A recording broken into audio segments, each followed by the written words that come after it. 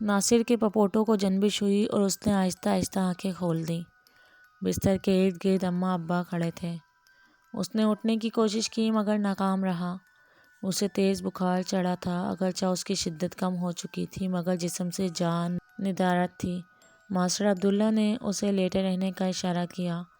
اماں اس کی حالت دیکھ کر مسلسل روئے جا رہی تھی۔ سر میں درد کا احساس ہونے پر اس نے اپنے بائیں ہاتھ کے انگوٹھے اور شہادت کی انگلی پھیلا کر اپنی پیشانی کے دونوں سروں پر رکھی اور انہیں قدری مضبوطی سے پھیرتا ہوا ملا دیا۔ اس نے اپنے آنکھیں بیچ رکھی تھیں۔ چند بار یہ عمل دہرانے سے اسے کچھ سکون محسوس ہوا۔ اب کیسے ہو بیٹا؟ ماسٹر عبداللہ نے شفقت سے پوچھا۔ ناصر کو اپنے دماغ پر بہت بوجھ محسوس ہو رہا تھا۔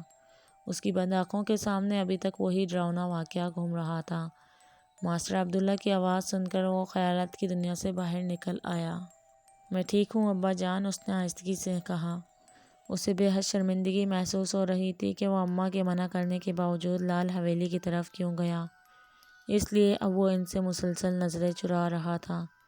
اچانک ناصر کو عرفان کا خیال آیا تو ابا اسے اس کے بارے میں دریافت کیا۔ انہوں نے بتایا کہ وہ بھی ٹھیک ہے، اسے بھی آج ہی ہوش آیا ہے۔ تم دونوں پورے 2 دن بے ہوش رہے۔ ماسٹر عبداللہ نے ناصر کو بتایا کہ جب وہ کھیتوں میں بے ہوش ہوئے تو خوش قسمتی سے ادھر سے کچھ کسان گزر رہے تھے۔ لال حویلی کے خوف کی وجہ سے اگر کسی کو نکلنا بھی پڑتا ہے تو وہ گروا باندھ کر نکلتے ہیں۔ اس رات بھی کچھ کسانوں کو کھیتوں سے لوٹنے میں دیر ہوئی تو سب ایک ساتھ نکلے۔ وہاں سے گزرتے ہوئے انہوں نے تم دونوں کی چیخوں کی آواز سنی تو دوڑے چلے آئے اور تمہیں پہچان کر گھر منتقل کیا۔ ویسے تمہارے ساتھ وہاں کیا واقعہ پیش آیا؟ ماسٹر عبداللہ نے اس کا ہاتھ تھامتے ہوئے پوچھا۔ ناصر نے انہیں حرف بحرف تمام آپ بیتی سنا ڈالی۔ ماسٹر عبداللہ حیرانی پریشانی کے ملے جلے تاثرات لیے اس کی باتیں سنتے رہے۔ عرفان اور ناصر کے بے ہوش ہونے کی خبر گاؤں میں جنگل کی آگ کی طرح پھیلی تھی، اس لیے ناصر کی ایک جھلک دیکھنے کے لیے سارا دن لوگوں کا تانتا بندھا رہا۔ شاید اس کی وجہ سے حال ہی میں عادی اور کبیر کی موت کا واقعہ تھا۔ لوگ ناصر کو دیکھتے، چمگوئیاں کرتے اور واپس چلے جاتے۔ شام تک یہی سلسلہ جاری رہا۔ رات تک ناصر کو بخار میں افاقہ ہوا۔ کھانا کھانے کے بعد اس نے اماں کو بتایا کہ وہ چہل قدمی کرنا چاہتا ہے تاکہ طبیعت بحل جائے۔ انہوں نے کچھ پس و پیش کیا لیکن پھر اس شرط پر اجازت دے دی کہ وہ گھر کے آس پاس ہی رہے گا۔ اماں سے اجازت لے کر ناصر باہر نکلا اور عرفان کی طرف چل پڑا۔ اسے اس کی بے حد فکر ہو رہی تھی۔ وہ گاؤں میں اس کا اکلوتا جگری یار تھا۔ ناصر کو اب افسوس ہو رہا تھا کہ اس نے اپنے ساتھ عرفان کی زندگی خطرے میں ڈالی۔ وہ جانتا تھا کہ عرفان کچھ ڈرپوک ہے مگر پھر بھی وہ اسے ضد کر کے ساتھ لے گیا تھا، اس لیے اب اس کو اپنے اس طرز عمل پر شرمندگی محسوس ہو رہی تھی۔ تھوڑی ہی دیر میں ناصر عرفان کے گھر کے سامنے کھڑا تھا۔ اس نے دروازہ کھٹکھٹایا تو بھابھی نے دروازہ کھولا۔ سلام دعا کے بعد وہ اسے عرفان کے کمرے میں لے گئی۔ ناصر بھائی، آپ ناراض تو نہیں نا؟ ناراض کس بات پر بھابھی؟ ناصر نے حیرت سے پوچھا۔ یہ آپ کو ضد کر کے لال حویلی کی طرف لے گئے تھے، انہوں نے مجھے سب بتا دیا۔ بھابھی کے لہجے میں شرمندگی نمایاں تھی۔ ناصر نے بھابھی کی بات سن کر چونک کر عرفان کی طرف دیکھا تو اس نے آنکھ مار دی۔ یہ اس بات کی علامت تھی کہ وہ چپ رہے۔ عرفان نے ناصر کو شرمندگی سے بچانے کے لیے ساری بات اپنے سر لے لی تھی مگر ناصر نے کچھ کہنے کے لیے منہ کھولا ہی تھا کہ عرفان نے مداخلت کر دی۔ کیا ہی اچھا ہو اس موقع پر اگر تم ہم دونوں کو چائے پلا دو۔ اس کی بات سن کر بھابھی نے اس بات میں سر ہلایا اور چائے بنانے چلی گئی۔ بھابھی کے جانے کے بعد ناصر نے عرفان کا بازو پکڑا تو وہ تیز بخار میں بھن رہا تھا۔ ٹھیک ہو یار، طبیعت اب بہتر ہے، شکر ہے جان بچ گئی، عرفان ضعیف آواز میں بولا۔ ہاں اللہ کا شکر ہے، اس نے ہمیں دوبارہ زندگی بخشی۔ ناصر نے گہرا سانس لیا۔ مگر ایک بات میرے دماغ میں اٹکی ہوئی ہے۔ کون سی بات؟ عرفان ہکلایا۔ تم نے کہا تھا اس طرف جو بھی جاتا ہے زندہ واپس نہیں آتا، تو پھر ہم؟ ناصر نے بات ادھوری چھوڑ دی۔ اچھا، اب تمہیں اس بات پر بھی اعتراض ہے کہ اتنے خطرناک حادثے کے بعد ہم دوبارہ سانس کیوں لے رہے ہیں؟ شکر کرو ادھر سے کچھ کسان گزر رہے تھے ورنہ… عرفان نے بات کرتے ہلکی سی جھرجھری لی۔ اس کی آنکھوں کے سامنے عادی اور کبیر کی سرکٹی لاشیں آ گئی۔ نہیں، میری بات کا یہ مطلب نہیں۔ ناصر کو اس موقع پر اپنی بات غیر مناسب معلوم ہوئی۔ چند لمحوں کے لیے کمرے میں خاموشی چھا گئی۔ دونوں سوچ رہے تھے کہ جس طرح کے حالات کا انہوں نے سامنا کیا ہے، ایسے میں ان کا زندہ بچ جانا واقعی کسی معجزے سے کم نہیں۔ عرفان نے ہاتھ بڑھا کر سائڈ ٹیبل پر پڑی دوا منہ میں رکھی اور نیم گرم دودھ کے ساتھ گھونٹ بھر کر نگل گیا۔ ناصر چائے پیتا رہا۔ اسی دوران ہلکی پھلکی باتیں بھی ہوتی رہیں۔ کچھ ہی دیر میں عرفان پر دوا کے اثرات ظاہر ہونے لگے اور اس پر غنودگی طاری ہو گئی۔ ناصر کی چائے بھی ختم ہونے کو تھی۔ اس نے آخری گھونٹ گلے میں انڈیلا اور اس سے سلام کر کے گھر کی راہ لی۔ اس نے سوچا عرفان جتنا آرام کر لے اتنا ہی اس کے لیے بہتر ہے۔ گھر واپس جاتے ہوئے اس کے دماغ میں پھر وہی منظر آ گیا جو اس نے اور عرفان نے کھیتوں میں دیکھا تھا۔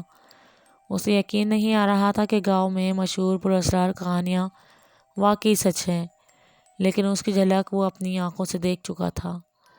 ناصر گھر لوٹا تو اماں اور ابا خلاف معمول جاگ رہے تھے۔ وہ اس کا ہی انتظار کر رہے تھے۔ ناصر ان کے پاس بیٹھا تو اماں نے اسے گلے سے لگا لیا۔ میرا پتر، تجھے کچھ ہو جاتا تو پھر ہمارا کیا ہوتا؟ ہم تو جیتے جی مر جاتے۔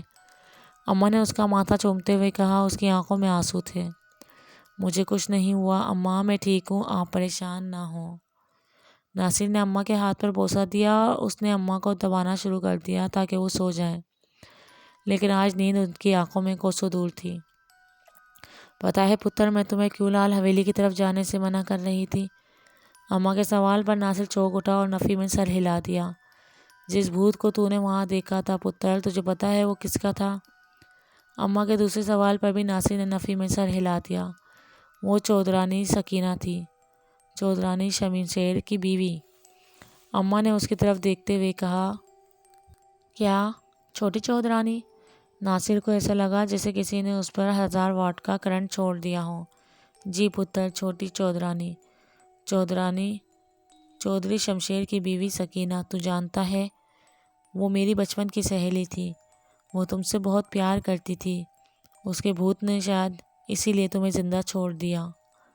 ناصر کو یہ انکشاف سن کر زور کا جھٹکا لگا۔ چودھری شمشیر سکینہ پر بہت ظلم ڈھایا کرتا تھا۔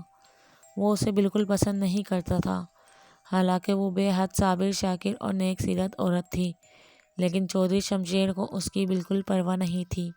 وہ سکینہ کو پاؤں کی جوتی کے برابر سمجھتا تھا۔ چودھری شمشیر کی ماں اپنے بیٹے کو روکا کرتی کہ وہ اس پر ظلم نہ کیا کرے، اور پھر ایک دن گاؤں میں خبر پھیل گئی کہ شمشیر کی ماں اچانک آگ لگنے سے جل مری۔ اتنا کہہ کر اماں خاموش ہو گئی۔ پھر کیا ہوا اماں؟ ناصر نے بےتابی سے پوچھا۔ اس کی موت کے کچھ عرصے بعد چودرانی سکینہ کو چودھری شمشیر کے کسی ایسے راز کا پتہ چل گیا جس کی وہ چشمدید گواہ تھی۔ شمشیر کو خطرہ تھا کہ وہ یہ بات کہیں گاؤں والوں کو نہ بتا دے۔ بس یہی سوچ کر شمشیر ہاتھ دھو کر اس کے پیچھے پڑ گیا۔ وہ بیچاری کسی طرح جان بچا کر حویلی سے بھاگ نکلی اور ہمارے گھر آ گئی۔ اماں نے گہرا سانس لے کر توقف کیا۔ کیا ہمارے گھر؟ ناصر حیرت زدہ نظروں سے اماں کو دیکھ رہا تھا۔ ہاں پتر، سکینہ ہمارے گھر آ گئی۔ شمشیر بھی اس کے پیچھے پیچھے اپنے بندوں کو لے کر ہمارے گھر آ گیا۔ سکینہ کو اپنی موت نظر آ رہی تھی، اس لیے اس نے شمشیر کو ساتھ جانے سے انکار کر دیا۔ شمشیر نے زبردستی ساتھ لے جانے کی کوشش کی تو تیرے ابا اس کے سامنے سینہ تان کر کھڑے ہو گئے اور صاف صاف بتا دیا کہ وہ اس طرح سکینہ بہن کو یہاں سے لے کر نہیں جا سکتا۔ ناصر نے ماسٹر عبداللہ کی طرف دیکھا جو خاموشی سے دونوں کی باتیں سن رہے تھے۔ پھر کیا ہوا اماں؟ ناصر نے بے چینی سے پوچھا۔ کیا بتاؤں بیٹا؟ گاؤں کے بڑے بوڑھوں نے تیرے ابا کو سمجھایا بجھایا تو وہ اس شرط پر بھیجنے پر راضی ہو گئے کہ سکینہ کو کوئی نقصان نہیں پہنچایا جائے گا۔ گاؤں کے معزز لوگوں نے اپنی ضمانت پر تیرے ابا کو راضی کیا کہ وہ اسے چودھری شمشیر کے ساتھ جانے دے۔ اس طرح سکینہ چودھری شمشیر کے ساتھ چلی گئی، مگر اگلے روز خبر آئی کہ سکینہ بھی پراسرار آگ لگنے سے زندہ جل کر مر گئی ہے۔ سہیلی کو یاد کر کے اماں کی آنکھوں سے آنسو ٹپ ٹپ گرنے لگے۔ پورے گاؤں میں مشہور ہو گیا کہ چھوٹی اور بڑی چودرانی کو بدروؤں نے آگ لگائی ہے۔ پھر لال حویلی کے بارے میں عجیب و غریب خبریں پھیلنے لگیں کہ وہاں بدروہیں پھرتی ہیں۔ لال حویلی کی رونقیں ختم ہو گئی کیونکہ سکینہ اور بڑی چودرانی کی وجہ سے لوگ وہاں جاتے تھے، مگر ان دونوں کے بعد یہ کہانی ختم ہو گئی اور دوسری کہانی شروع ہو گئی۔ لال حویلی میں روز عجیب عجیب واقعات ہونے لگے۔ ایک دن تو خبر آئی کہ چودھری شمشیر کے ایک ملازم کا بدرو نے کان بھی چبا ڈالا ہے۔ اماں دم لینے کے لیے رکی۔ او میرے خدایا! ناصر کے منہ سے بے ساختہ نکلا۔ اسے یاد آیا کہ عرفان اور اس نے چودھری شمشیر کی حویلی کے گیٹ پر جو ملازم ملا تھا اس کا کان بالکل ایسا ہی تھا جسے کسی نے اسے چبایا ہو۔ چودھری شمشیر نے ان واقعات کے بعد لال حویلی چھوڑ دی اور نئی حویلی میں چلا آیا۔ اس کے بعد سے لال حویلی کی طرف کوئی نہیں جاتا۔ لوگوں نے کئی بار ان بدروؤں کو اپنی آنکھوں سے دیکھا ہے۔ اکثر وہ رات کو حویلی کے ارد گرد پھرتی نظر آتی ہیں۔ سب ڈر گئے ہیں اس لیے کوئی بھی ادھر نہیں جاتا۔ میں بھی تجھے اسی لیے کہتی تھی ادھر نہ جانا۔ لال حویلی کے صحن میں شمشیر کی ماں اور سکینہ کی قبر بھی ہے۔ خیر مجھے لگتا ہے سکینہ نے شاید تجھے پہچان لیا کہ تو میرا بیٹا ہے اور اس نے تجھے کوئی نقصان نہیں پہنچایا۔ اماں اتنی بات کر کے خاموش ہو گئی۔ ناصر ان کے پاؤں دباتا رہا حتیٰ کہ وہ سو گئی۔ ناصر نے عرفان کی زبان لال حویلی کے جو پراسرار واقعات سنتے اماں کی باتیں ان کی تصدیق کر رہی تھی۔ سب واقعات میں ایک بات مشترک تھی کہ لال حویلی بہت سارے مظالم کی اکلوتی چشمدید گواہ تھی۔ اس ویران جگہ کی پراسراریت نے گاؤں کے باسیوں کی زندگیوں پر گہرے اثرات مرتب کیے تھے۔ ناصر کے سامنے بہت ساری باتیں آشکار ہو گئی تھیں۔ اسے بالکل امید نہیں تھی کہ یونان سے واپسی پر اسے ایسے واقعات کا سامنا کرنا پڑے گا۔ وہ تو سکون کی خاطر اپنوں سے ملنے کے لیے گاؤں واپس لوٹا تھا، مگر حالات کروٹ لے چکے تھے۔ اب یہ گاؤں نہیں رہا تھا جہاں وہ آزادی سے گھومتا پھرتا تھا۔ عرفان کی زبانی لال حویلی کے واقعات سن کر اسے یقین نہیں آیا تھا، مگر خود اس پر بیتنے والے واقعات اور پھر اماں کی باتیں اس کے ذہن میں تیزی سے گردش کر رہی تھیں۔ اماں سو چکی تھی، ابا بھی اپنی چارپائی پر لیٹے خراٹے لے رہے تھے۔ ناصر نے تمام باتوں کو ذہن سے جھٹک کر دوا کی آخری خوراک لی اور سونے کے لیے اپنے کمرے میں چلا گیا۔ اس نے آئندہ لال حویلی کی طرف جانے کا ارادہ ترک کر دیا۔ تھوڑی دیر بعد اس پر نیند نے غلبہ پا لیا اور اس کی آنکھیں بوجھل ہونے لگیں۔ اس رات خوب بارش ہوئی۔ آنے والے دن کس قدر ہنگامہ خیز ہوں گے اس بات سے بے خبر ناصر گہری نیند سویا رہا۔ اگلی صبح جاگا تو ماسٹر عبداللہ اسکول جا چکے تھے۔ دوا کے زیر اثر وہ خاصی دیر تک سویا رہا تھا، البتہ نیند پوری ہونے کی وجہ سے وہ خود کو ہلکا پھلکا اور حشاش بشاش محسوس کر رہا تھا۔ رات کی بارش کی وجہ سے موسم بھی بے حد خوشگوار تھا۔ ہلکی ہلکی ٹھنڈی ہوا دل کو مسرور کر رہی تھی۔ ناصر نے ناشتہ کیا اور گاؤں کے اکلوتے بازار کی طرف چل پڑا جہاں عرفان کی دکان تھی۔ وہ دکان میں ہی موجود تھا۔ اس کی طبیعت کافی حد تک بہتر ہو چکی تھی۔ دکان کا سارا کام کاج اس کے ملازم نے سنبھالا ہوا تھا۔ ناصر سلام کر کے دکان کے اندر داخل ہوا اور عرفان کی کرسی کے ساتھ بڑے بنچ پر بیٹھ گیا۔ حال احوال پر پوچھنے کے بعد ناصر نے عرفان کو گزشتہ رات اماں کا بتایا ایک ایک لفظ سنا دیا۔ عرفان حیرت زدہ اس کی باتیں سنتا رہا۔ میری بات کا تو تجھے یقین آیا تھا نہیں؟ امید ہے اب اماں کی باتیں سن کر کان کھل گئے ہوں گے۔ عرفان نے طنزیہ انداز میں کہا، یقین آ گیا ہے یار، بہت اچھی طرح یقین آ گیا ہے۔ ناصر نے سر ہلاتے ہوئے جواب دیا، نہیں مت کر یقین، ایک بار اور جا کر مل اپنی خالہ سکینہ سے۔ عرفان نے اسے چڑھاتے ہوئے کہا، اچھا تو پھر تیار رہنا، آج رات کو دوبارہ چلتے ہیں۔ ناصر نے مصنوعی غصے سے کہا، بھائی تو نے جانا ہے تو جا شوق سے، مجھے معافی دے۔ عرفان نے گھبرا کر کہا۔ اسے اندیشہ تھا کہ اگر ناصر نے ارادہ کر لیا تو وہ دوبارہ لال حویلی کی طرف جانے سے نہیں چوکے گا۔ مذاق کر رہا ہوں جانی۔ ناصر نے اس کے کندھے پر ہاتھ رکھتے ہوئے کہا، میری توبہ، میں تو مذاق میں بھی ایسی بات نہ کروں۔ عرفان نے بدستور گھبرائی ہوئی آواز میں کہا۔ دونوں باتیں کر رہے تھے کہ دکان پر گاہکوں کی آمد و رفت شروع ہو گئی۔ عرفان بھی ملازم کے ساتھ گاہکوں کی طرف متوجہ ہو گیا۔ اسے مصروف دیکھ کر ناصر نے اسے شام کو اپنے گھر آنے کی دعوت دی۔ عرفان کے حامی بھرنے پر وہ دکان سے نکلا اور گھر کی راہ لی۔ اس کی دکان سے نکل کر ابھی ناصر چند قدم ہی چلا تھا کہ بارشی پانی کا کیچڑ اڑاتی ایک ڈالا گاڑی تیزی سے گزری۔ ناصر نے خود کو کیچڑ سے بچانے کی کوشش کی جو بے سود رہی۔ اچھا خاصا کیچڑ اس کے کپڑوں پر آ گرا۔ اس کی پینٹ کیچڑ سے لتھڑ چکی تھی اور شرٹ پر بھی کافی چھینٹے پڑے تھے۔ غصے سے اس کے تن بدن میں آگ لگ گئی اور تو کچھ نہ سوجا، اس نے ڈالے پر زوردار مکہ جڑ دیا۔ اندھے ہو کیا؟ ناصر پوری قوت سے چلایا۔ اس کا جی چاہ رہا تھا کہ ڈرائیور کو اس کی اس حرکت پر اچھی طرح سبق سکھا دے۔ مکے کی ضرب پڑنے سے ڈالا رک گیا۔ اگلے ہی لمحے اس میں سے 4 ہٹے کٹے آدمی چھلانگ مار کر اترے اور ناصر کی جانب بڑھے۔ عرفان دکان کے اندر کھڑا یہ سارا منظر دیکھ رہا تھا۔ وہ بھاگم بھاگ آیا اور ناصر ان آدمیوں کے درمیان حائل ہو گیا۔ چھوڑے جناب، ایسے واقعات ہمارے بازار میں روز ہوتے رہتے ہیں۔ چھوٹی چھوٹی باتوں پر لڑنا ویسے بھی اچھی بات نہیں ہے۔ پیپل پارٹی کے اہم رہنما کو ممبئی سے گرفتار کر لیا گیا، عرفان نے ذرا مؤدب ہو کر کہا۔ ناصر کو عرفان کے رویے پر شدید غصہ آیا۔ ان لوگوں نے ایک تو اس کے کپڑوں کو کیچڑ سے آلودہ کر دیا تھا، اوپر سے عرفان ان سے ادب سے بات کرتا رہا تھا۔ عرفان، تم پرے ہو جاؤ، ان لوگوں کو اس بدتمیزی کی معافی مانگنی پڑے گی۔ ناصر نے عرفان کو ایک طرف دھکیلتے ہوئے غصے سے کہا۔ ناصر کی بات سن کر ان چاروں کے چہروں پر غصے کے آثار نمودار ہو گئے۔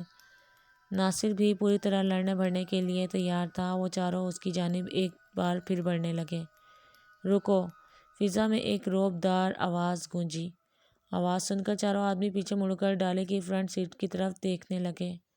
گاڑی کا دروازہ کھلا تو سفید کرتے میں ملبوس، کالا چشمہ پہنے، بڑی بڑی مونچھوں والا ایک شخص اترا۔ ناصر کو اسے پہچاننے میں دیر نہ لگی۔ وہ چودھری شمشیر تھا۔ باوقار انداز سے چلتے ہوئے وہ اس کے قریب آ کر رک گیا۔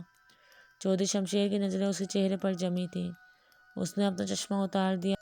اتنی دیر میں ڈرائیور بھی گاڑی بند کر کے آ گیا۔ یہ وہی شخص تھا جس کے بارے میں مشہور تھا کہ اس کا کان بدروں نے چبایا ہے۔ چودھری شمشیر نے اپنے ناصر کے کپڑوں پر لگی کیچڑ کو دیکھا اور پھر اس کے چہرے کی طرف ایسے دیکھنے لگا جیسے اسے پہچاننے کی کوشش کر رہا ہو۔ کون ہے یہ لڑکا؟ وہ ناصر کو پہچان نہیں پایا تھا، حالانکہ وہ اکثر ماں کے ساتھ اس کی حویلی میں جایا کرتا تھا۔ اس وقت وہ کم عمر تھا، جبکہ اب جوان ہو چکا تھا۔ یہ ماسٹر عبداللہ کا بیٹا ہے چودھری صاحب، عرفان نے فوراً جواب دیا۔ اوہ، ماسٹر جی کا بیٹا، چودھری شمشیر نے طنزیہ انداز میں کہا۔ پھر تو اس کا ادب ہم پر واجب ہے۔ چودھری صاحب، یہ بازار ہے، کوئی فارمولا ون ریس کا میدان نہیں جہاں آپ کا ڈرائیور اندھا دھند گاڑی بھگاتا پھرے۔ اسے اس بدتمیزی کی معافی مانگنا پڑے گی، ناصر نے سخت لہجے میں کہا۔ ناصر کی بات سن کر چودھری شمشیر کے چہرے پر سختی کے آثار ابھر آئے۔ اب تو ہمیں سکھائے گا گاڑی چلانے کا طریقہ؟ بات تو ایسے کر رہے ہو جیسے یہ سڑک تیرے باپ کی ملکیت ہے۔ معافی کا مطالبہ سن کر چودھری شمشیر کو اپنی توہین محسوس ہو رہی تھی۔ ناصر اس کے مقام اور مرتبے کے لحاظ کے بغیر بھرے بازار میں سینہ تان کر اس کے سامنے کھڑا تھا۔ آج تک کسی کو ایسا کرنے کی جرات نہیں ہوئی تھی۔ اوپر سے معافی کا مطالبہ اس کو غصہ دلانے کے لیے کافی تھا، اس لیے وہ اتنا سخت جملہ بولنے پر مجبور ہو گیا۔ جہاں تک میرا خیال ہے یہ سڑک کسی کے باپ کی بھی نہیں ہے چودھری صاحب، ناصر نے بھی ترکی بہ ترکی جواب دیا۔ اس لیے سب کو یہاں تمیز کے دائرے میں رہ کر گاڑی چلانا چاہیے۔ ناصر کے منہ سے اتنے الفاظ نکلنے کی دیر تھی کہ چودھری شمشیر کے آدمی ایک بار پھر اس کی جانب لپکے، مگر چودھری شمشیر نے ہاتھ کا اشارہ کر کے انہیں روک دیا۔ چودھری شمشیر کی آنکھیں شعلے برسا رہی تھیں۔ اس سے اتنی بے باکی سے آج تک کسی نے بات نہیں کی تھی، اس لیے اس کے آدمی بھی دانت کچکچا رہے تھے۔ خود چودھری شمشیر اسے خون خوار نظروں سے گھور رہا تھا، مگر نہ جانے کیوں وہ اس سے مار کٹائی سے گریز کر رہا تھا۔ بڑی گرمی ہے تیرے خون میں لڑکے، بالکل اپنے باپ پر گئے ہو، چودھری شمشیر نے مونچھوں کو تاؤ دیتے ہوئے کہا۔ اس کا ایک آدمی آگے بڑھا اور چودھری شمشیر کے کان میں سرگوشی کی۔ چودھری صاحب، یہ وہی لڑکا ہے جو پرسوں رات لال حویلی کی طرف گیا تھا؟ ہوں۔ چودھری شمشیر کے چہرے پر طنزیہ مسکراہٹ در آئی۔ گاؤں کے حالات ٹھیک نہیں ہیں لڑکے، سنبھل کر چلا کر اور باتیں ہوش میں کیا کر، ورنہ اس گاؤں میں کب کیا ہو جائے کچھ پتہ نہیں چلتا۔ ناصر کو پہلے ہی اس کی باتوں پر غصہ آ رہا تھا۔ اس نے جواب دینے کے لیے منہ کھولا ہی تھا کہ عرفان نے اس کا ہاتھ زور سے دبا دیا۔ یہ اس بات کا اشارہ تھا کہ وہ خاموش رہے۔ ناصر ہونٹ بیچ کر رہ گیا۔ یہ لڑکا شاید مجھے اچھی طرح سے جانتا نہیں ہے، چودھری شمشیر کی آواز گونجی، ورنہ میرے آگے زبان چلانے کی جرات نہ کرتا۔ یہ گاؤں میرا ہے اور اس کی ہر چیز بھی میری ہے، یہ بات اپنے ذہن میں بٹھا لو لڑکے۔ جی چودھری صاحب، یہ یونان سے 10 برس بعد واپس آیا ہے، اس لیے آپ سے اچھی طرح واقف نہیں، میں سمجھا دیتا ہوں اسے۔ ناصر کے بولنے سے پہلے ہی عرفان نے جواب دے دیا۔ اس نے بدستور ناصر کا ہاتھ پکڑ کر دبا رکھا تھا۔ اس کی پوری کوشش تھی کہ کسی قسم کی لڑائی جھگڑا نہ ہو جائے۔ اچھی طرح سمجھا دینا۔ چودھری شمشیر نے اپنی مونچھوں کو تاؤ دیا اور گاڑی میں جا کر بیٹھ گیا۔ کمینہ کہیں کا۔ ناصر نے چودھری شمشیر کی گاڑی کی طرف دیکھتے ہوئے کہا، عرفان تم مجھے نہ روکتے تو میں ان کے دانت توڑ دیتا۔ ناصر ابھی تک غصے میں بھڑک رہا تھا۔ گاڑی چلی گئی تو انہیں احساس ہوا کہ ان کے ارد گرد کافی لوگ جمع ہو چکے تھے۔ وہ ناصر کو حیرت سے دیکھ رہے تھے کیونکہ آج تک چودھری شمشیر سے کسی نے ایسے سخت لہجے میں بات نہیں کی تھی۔ ناصر وہاں سے گھر چلا گیا۔ اس نے نہا دھو کر کپڑے تبدیل کیے، چارپائی پر لیٹا تو سارا واقعہ اس کے دماغ میں گھوم رہا تھا۔ اسے چودھری شمشیر پر بے حد غصہ آ رہا تھا۔ اماں نے بھی اس کے بگڑے ہوئے موڈ کو محسوس کیا اور وجہ پوچھی، مگر وہ ٹال گیا۔ ناصر نہیں چاہتا تھا کہ اماں کسی پریشانی میں مبتلا ہو۔ شام کو عرفان اس کے گھر آیا تو وہ گھوڑے بیچ کر سو رہا تھا۔ اس نے زور سے جھنجھوڑ کر ناصر کو جگایا۔ وہ آنکھیں ملتے ملتے اٹھا تو عرفان کافی گھبرایا ہوا لگ رہا تھا۔ ناصر یار بہت برا واقعہ ہوا ہے۔ وہ اپنا چاچا فرمان ہے نا، اس کی جوان بیٹی پروین اچانک غائب ہو گئی ہے۔ پرسوں اس کی شادی ہے۔ عرفان نے پریشانی کے عالم میں کہا۔ چاچا فرمان جو تیری گلی میں رہتا ہے؟ ناصر نے چونک کر پوچھا۔ ہاں یار وہی۔ وہ گلی میں ہی اپنی سہیلی کو ملنے گئی لیکن واپس نہیں آئی، عرفان نے گھبرائی ہوئی آواز میں کہا۔ جس دن ہم لال حویلی کی طرف گئے تھے یہ اس سے اگلے دن کی بات ہے۔ گھر والوں نے میری طبیعت خراب ہونے کی وجہ سے مجھ سے یہ بات چھپا لی۔ اب پتہ چلنے پر میں چاچا فرمان سے مل کر آ رہا ہوں۔ دونوں میاں بیوی کی حالت بہت خراب ہے یار۔ پروین ان کی اکلوتی بیٹی اور میری منہ بولی بہن ہے، عرفان نے پریشانی کے عالم میں کہا۔ اللہ نے چاہا تو وہ جلد ہی مل جائے گی، پریشان مت ہو، ناصر نے اسے دلاسا دیتے ہوئے کہا۔ پریشانی ہی کی تو بات ہے ناصر، آج تک گاؤں سے جو بھی اغوا ہوا ہے اس کا کبھی سراغ نہیں ملا، عرفان نے تشویشناک لہجے میں کہا۔ کیا مطلب؟ اس کی بات سن کر ناصر حیران ہو گیا۔ تم میرے ساتھ تھانے چلو، وہاں جا کر تمہیں سب پتہ چل جائے گا۔ ناصر نے فوراً عرفان کی تجویز مان لی۔ دونوں پکی سڑک سے ہوتے ہوئے موٹر سائیکل پر تھانے جا پہنچے۔ تھانے دار حسین خان اپنے کمرے میں ہی موجود تھا۔ ناصر نے اندر داخل ہو کر انہیں سلام کیا۔ اس نے خندہ پیشانی سے جواب دیا اور آمد کی وجہ پوچھی۔ چاچا فرمان کی بیٹی کی گمشدگی کا سن کر وہ بھی فکر مند ہو گیا۔ دیکھیں جناب، فرمان علی کی بیٹی کے اغوا کا مقدمہ درج ہو چکا ہے۔ ہماری تفتیش ابھی جاری ہے، امید ہے وہ جلد ہی مل جائے گی، تھانے دار حسین خان نے انہیں تسلی دیتے ہوئے کہا۔ تھانے دار صاحب 3 دن ہو گئے ہیں اس بات کو، آپ کو ابھی تک یہ نہیں پتہ چلا کہ لڑکی کہاں ہے؟ ناصر نے چپتا ہوا سوال کیا۔ دیکھیں جناب، میں نے پورے کیریئر میں اتنا عجیب گاؤں نہیں دیکھا جہاں وارداتیہ تو دور واردات کا سراغ بھی نہیں ملتا، تھانے دار حسین خان نے پریشانی سے کہا۔ آپ کے کہنے کا مطلب ہے یہ کام کوئی سلیمانی ٹوپی پہن کر کرتا ہے؟ سڑک پر آپ کی چوکی ہے جہاں سے آپ کی مرضی کے بغیر کوئی گزر نہیں سکتا۔ اگر ملزم یہاں سے لڑکی کو لے کر نہیں گزرا تو یقیناً گاؤں میں ہی ہوگا، پھر بھی آپ کو پتہ نہیں وہ کہاں ہے؟ ناصر کو اس کی بات سن کر غصہ آ گیا۔ اس کی حیرت کی وجہ سے بھی نہایت معقول تھی کیونکہ تھانہ گاؤں کی پکی سڑک پر واقع تھا جس کے باہر پولیس چوکی بنی تھی۔ چوکی میں تعینات پولیس اہلکاروں کو ہر آنے جانے والے کی خبر ہوتی تھی۔ یہ ممکن نہیں تھا کہ کوئی یہاں سے جائے اور پولیس چوکی پر کسی کو علم نہ ہو۔ عرفان کے بقول گاؤں سے اس سے پہلے بھی کچھ بچے غائب ہوئے اور ان سب کے ساتھ بھی یہی معاملہ ہوا تھا، اس لیے سوچنے کی بات یہ تھی کہ اغوا کار اگر پولیس چوکی سے نہیں گزرتے تو پھر وہ انہیں لے کر کہاں سے جاتے ہیں جس کی پولیس کو بھی خبر نہیں۔ آپ ٹھیک کہتے ہیں جناب، مگر ہم بھی انسان ہیں اور انسانوں کی طرح ہی سوچتے ہیں۔ ہمارے اہلکار پوری طرح چوکس ہو کر ڈیوٹی دے رہے ہیں۔ ہماری اطلاع کے مطابق ابھی تک کوئی بھی فرمان علی کی بیٹی کو لے کر یہاں سے نہیں گزرا اور گاؤں میں لڑکی کی تلاش جاری ہے۔ اگر وہ گاؤں میں ہی ہے تو جلد ہی مل جائے گی۔ اگرچہ ناصر نے اس سے کچھ تلخ لہجے میں بات کی تھی لیکن تھانے دار حسین خان نے نہایت تحمل سے اسے جواب دیا۔ آپ کی تمام باتیں درست ہیں تھانے دار صاحب، لیکن ہمارے گاؤں سے آج تک جو بھی غائب ہوا ہے کبھی نہیں ملا۔ اس سے آسمان کھا جاتا ہے، یہ زمین نکل جاتی ہے، کسی کو کچھ پتہ نہیں۔ آپ ہماری پریشانی سمجھنے کی کوشش کریں۔ پروین چاچا فرمان کی اکلوتی بیٹی ہے، پرسوں اس کی شادی ہے، آپ نہیں جانتے وہ کس تکلیف سے گزر رہے ہیں، اس بار عرفان بولا۔ تھانے دار حسین خان اس کی باتیں سن کر خاموش ہو گیا۔ اس کے پاس عرفان کی باتوں کا کوئی جواب نہیں تھا۔ آپ نے کبھی چودھری شمشیر کی حویلی جا کر دیکھا ہے؟